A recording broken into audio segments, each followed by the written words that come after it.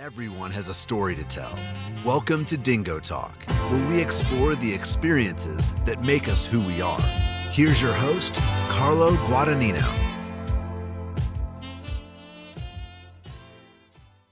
What's going on, Chuckleheads? I am Carlo Guadagnino. This is DingoTalk. My guest this week is the running back from Bethany College, TJ Owensby. Thank you for joining us, TJ. Thank you. Thanks for having me on here today. Absolutely. I know that you sat. This isn't your first one of these this week, so I appreciate you taking the time. And we're happy to get this story out. But I'm going to do this the same way I do every week. I want to hear your story. So, how does a kid from Cincinnati find his way to Brooke County, West Virginia? And for those of you that don't know, listen, I'm very familiar with where TJ is. Cincinnati, a lot of stuff. Brooke County, very nice area, not as much stuff. So TJ, how did we end up here? What's the story? Talk to us. So before I even started my journey at Bethany, I was originally at Wallace University, which is in Berea, Ohio, which is it's known as the Cleveland area as well. Um, I was some years ago that passed already, but so my first year there at Wallace was Coach Rob's first year there as the offensive coordinator. And I instantly built a connection with him, first, and amongst with other players as well that I still talk to this day. But I was just in this office every day, and it really started from there. Like our relationship now is nothing compared to like what it was then. It's like he's a great father figure, for me, even like to this day. And um, I felt as if the environment wasn't I guess best fitting for me at that current time. Right. So things began to actually fall into place once Coach Rob landed at Bethany College, and I talked to him that whole entire summer because he got there that spring, and he said come on a visit. So we talked about going on a visit, and when we met and had our meeting after the tour. Yeah. First thing he said to me was that everything that I need is right here in Bethany. And everything afterwards brought that to light. And that honestly probably was the best decision I ever made. Now, let me ask you, because I talked to Coach Rob this weekend. Once you and I had talked, and I knew we were getting you on the program. So, being a Bethany guy, I understand Alexander Campbell kind of had a vision for what Bethany was supposed to be. You go out into the woods, and it's supposed to be about finding yourself, working on your education, and pursuing your passions. Now, that's not saying that, and like I think you said it really good. It just wasn't Baldwin Wallace wasn't a right fit for you at that time when you're talking 4,000 students. You got all, and I hinted at it earlier. Bethany's got a general store. It closes at 5 o'clock, and if you ain't there, Harry might keep it open for you for about 15 minutes, but you better be there within that gap. So my question is do you think that the reason everything was there at Bethany is the small class sizes, the 600 students, 600 plus students, so that Dean Stebbins, Heather Taylor, and they know you. It's not just, oh, that's one of the football guys. You're TJ. They know you on a first name basis, and it's kind of hard to fall through those cracks. Would that be an accurate statement of what Bethany is now?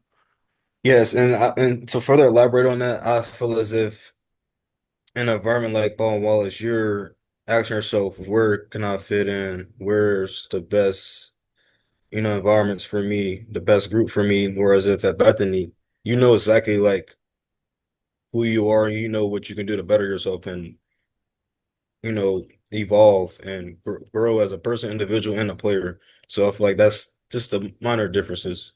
Right.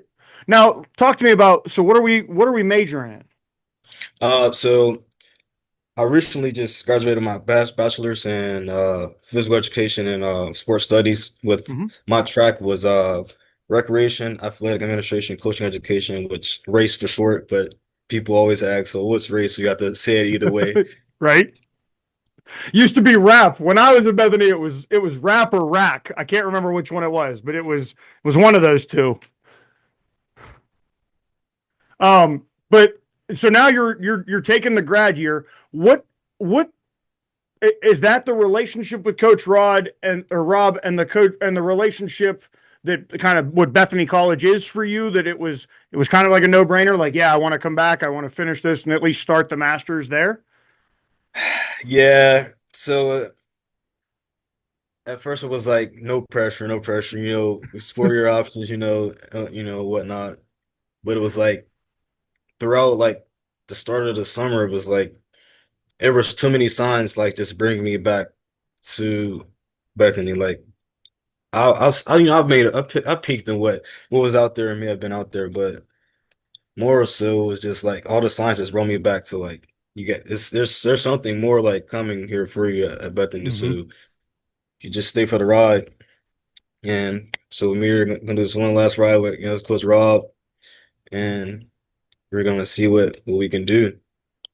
Now, TJ, I got to ask you. I know that you got to do two of those GA years, and after this year of eligibility comes to a conclusion. I have to. My math. Bethany gave me this. My math is pretty good.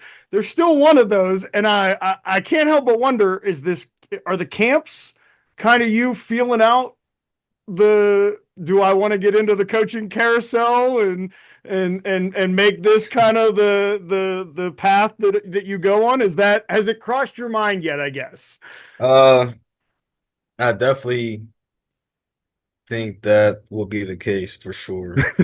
I think that's what's going on. I think, you know, trying to do one was something already, but a second one, I guess that it shows a lot. And I definitely think I'll fall right in between those lines. Now, talk to us about the camp in the spring because that wasn't just you. There was another player involved with you, and that was kind of let's get this together. And so, walk us through how that came about and what that experience was like. So the first camp, me and Tyler came together. He's a previous O lineman, and we both had the idea originally, like months prior, but Mm-hmm. he didn't think it was possible to pull it off. And I'm like, if we were to pull this off, this is like some history making, stuff. So I just think we need to ask who all we can and get our resources together. And so once I convinced him with the history portion, he was like, "All right, I'm in. Let's see what we can do." And so we talked to athletic director, we talked to Coach Rob. We all had a meeting, and we just talked about the basics, important things, um, and we just started from there. And that was in March. So the weather, obviously, it's still cold, Yeah. Yep. chilly, ongoing snow and whatnot. So the day of the camp, it was about 19, 18 degrees, flurries. Had about 25 athletes show up still, which is, I mean, that was still like, It's a great turnout. yeah, for it to be for it to be like that. 19 degrees and they had to navigate 88 or 67 or the other side 88. Yeah. Listen, 25 is that's a home run in my book. Yeah. And so honestly it was just I was left in awe about the like the effort that was still given by all the athletes that participated. No one complained. Like no volunteers, no athletes complained. It was just a really great atmosphere for it to be that conditions, and Right. I was just grateful. And all the athletes that participated, they were grateful for the opportunity to still even come out and get to show like what they can do and just have fun, be included. That was the main point for me and Tyler to make sure everyone felt included because Mm-hmm. they may not feel included on the team that they're on right now, whether that's Right. by their teams or by a coach. So that was we were really trying to emphasize that point. And, you know, Coach Rob would be very upset if I did not point this out. When we were talking about the academics and that TJ just graduated with his bachelor's degree, he came to Bethany. We had there were some academic struggles when you left Baldwin Wallace. That being said, I don't know what the polar opposite of academic struggles were, but from the description that I was given on your GPA and your classwork and whatnot, it was a complete 180 or maybe a three. No, it wouldn't be a 360. 180 seems right. 180 to from what he told me, somewhere in the 3.5 and above range for the rest of your time at Bethany. Once you got down to brass tacks. So first off, I got to say, I never saw a 3.5. I saw a 3.0. I never saw a 3.5. So kudos to you because, you know, sometimes it's hard. It's hard to get up. It's hard to do all that stuff, especially when you transfer into somewhere and that first year you gotta really put yourself to the grindstone. And it's a lot of waiting to see the reward of that.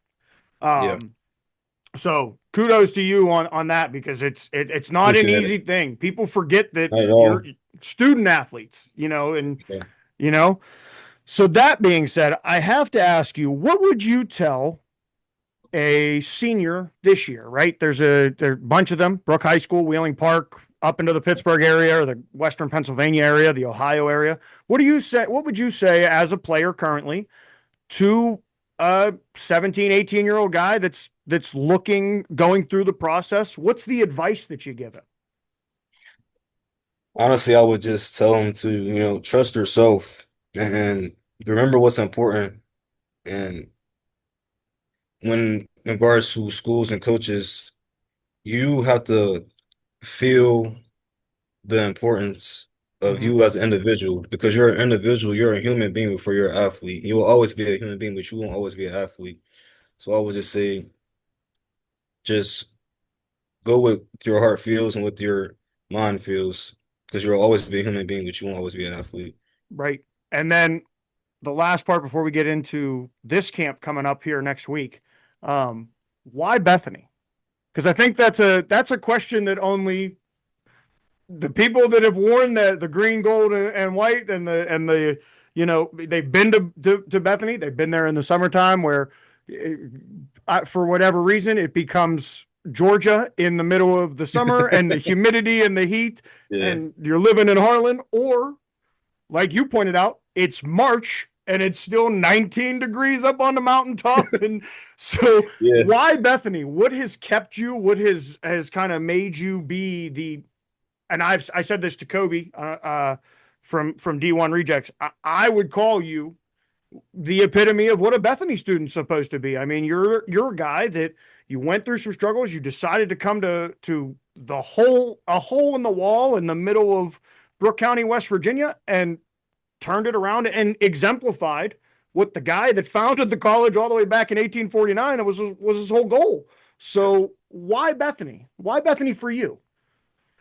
For me, academically, and as well as like athletically, I just think all around, like there's no genuine distractions. The only distractions come from the ones you make.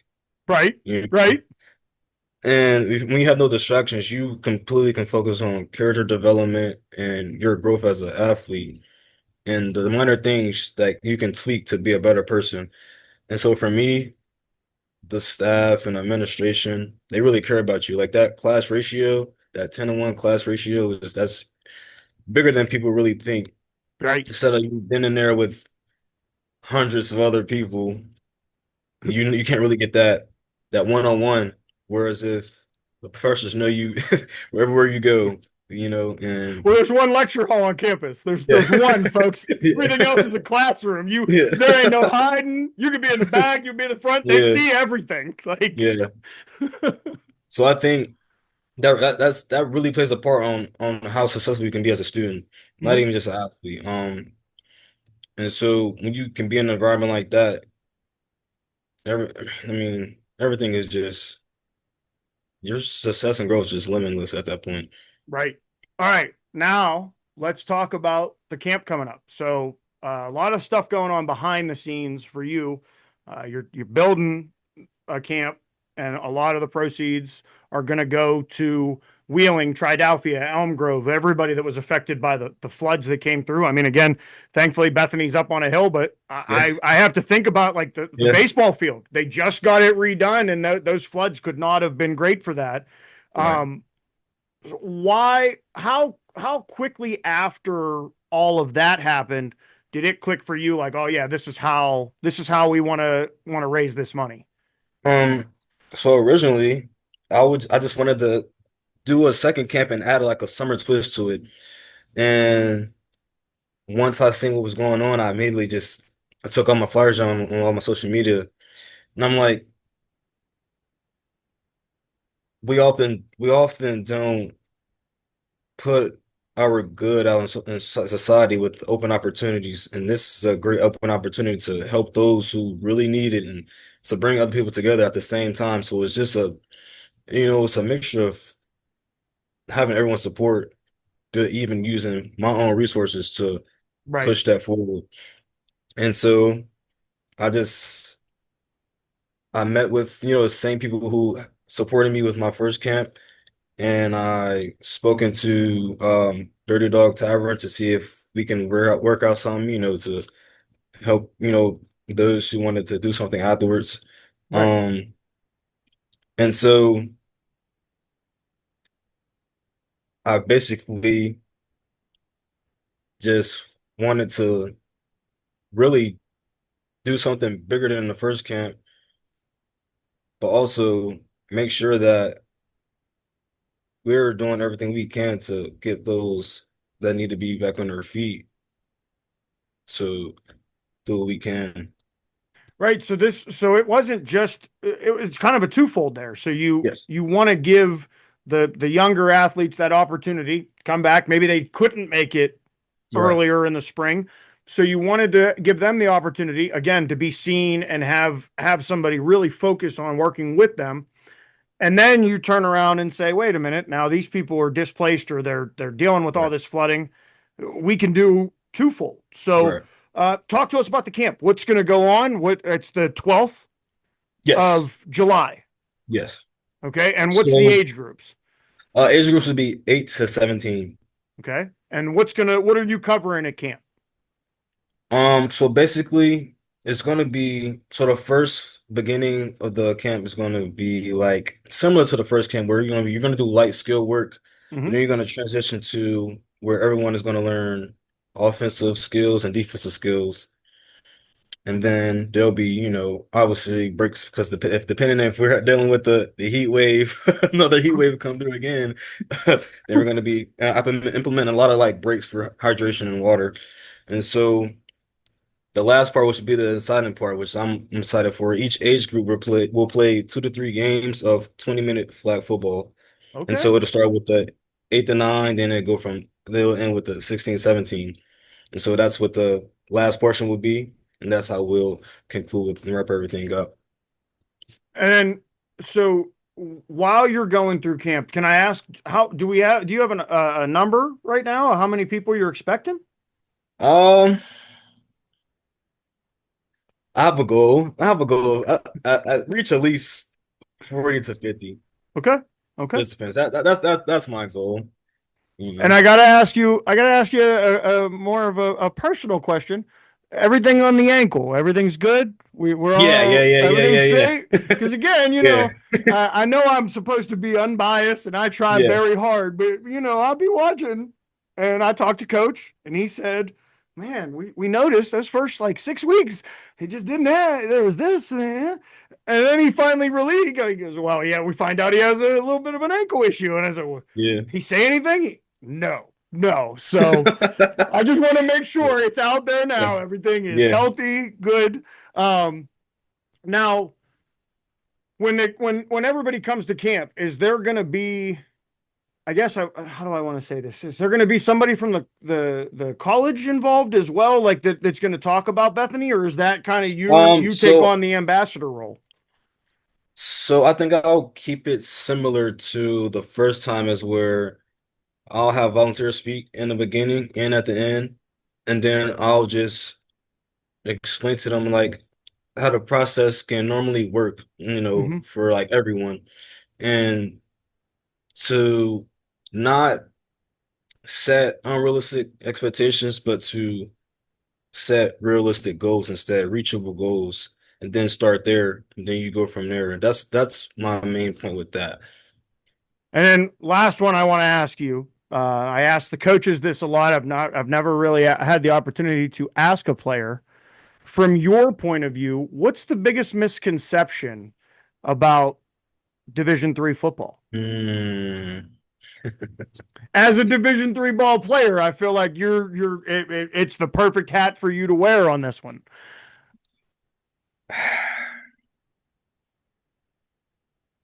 Because I know you've heard everybody got a chatter. It's intramurals.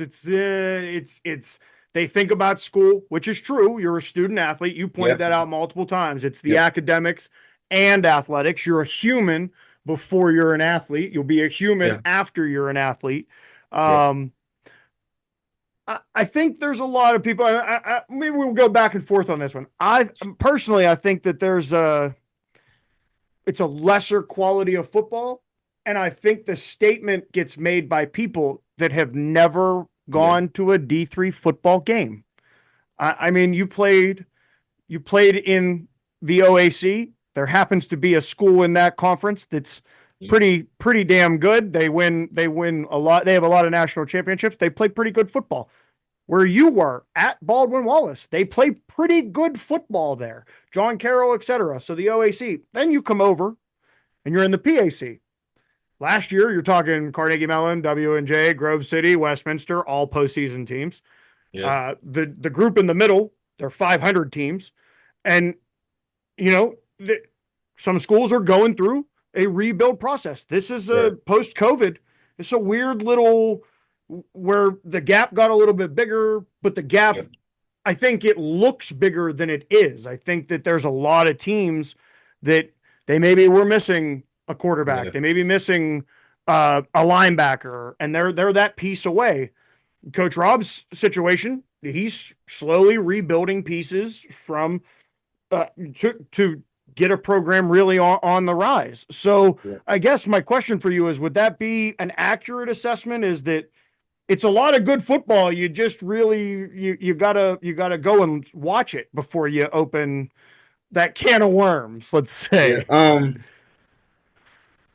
I've had this same talk on the same convo with numerous people this entire summer, and in my opinion, it's just it comes down to this one thing when the misconception because schedule wise and training wise, it's no different. Right. And how you approach the game is no different. Because it regardless of level division, if you're not in the playbook, you're not studying, like you know. Right. So I think the main thing, especially with the NIL thing, the only misconception with that looking down upon is just money because when you got your own D3 players and they're looking up over at D1 and it's because it's the money thing. So Right. if we took the money that all the players are getting out of D1, then what are people want to say then? Then it's a whole different It thing. They're not getting paid beco- like that then. becomes a It's a whole whole different conversation. yeah. So that's my take. I like that. I like that. Well, TJ, I want to say one, thank you very much for what you're Thank doing you. for Triadelphia, the Wheeling area, and Elm Grove, and all them. Um, Two, proud of you for being a Bison, and proud of you Thank for doing it the right way. I mean, I wasn't kidding when I said that. I think that if in a couple of years when people look back and they want to say, what's a Bethany student athlete, I'd be very hard pressed to find someone that can't with the way your story was told to me, and then just talking to you today. It's really hard to not say that you did it the way that the guy who created the school. So just from one Bison to another, I'm just proud as heck of you, and good luck this year because Thank you. I really appreciate it. I think you guys, I think this might be a year. I think people better Yeah. remember that there's a team up there in the hills of Brooke County and whatnot. So thank you very much. One more time, let's talk about the let me run down. It's TJ's Helping Hand Flag Football Camp. It's Correct. on 7/12/25. It's from 8 years old to 17 years old. And what time does everybody have to report? Check-in will be at 9:30 a.m. So you heard it from the man. We'll catch you next time, Chuckleheads. Appreciate it.